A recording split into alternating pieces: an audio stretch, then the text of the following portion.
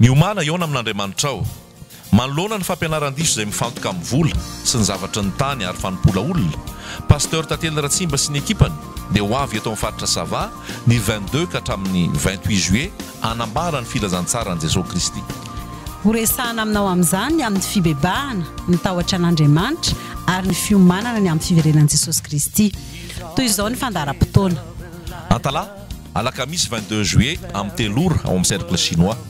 Sambava asabotsy 24 juillet amin'ny rora sasany ao amin'ny efitrano malalaky ny commune.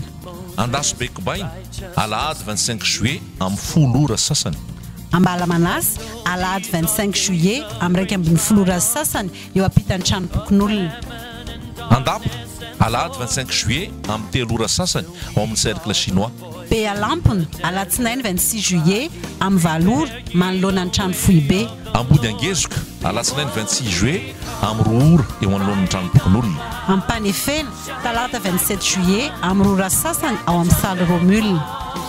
Tsy misy rakitra, tsy misy fanentanana arabola dia ho fantatrareo ny marina ary ny marina no hanafaka anareo tsy ho andevo.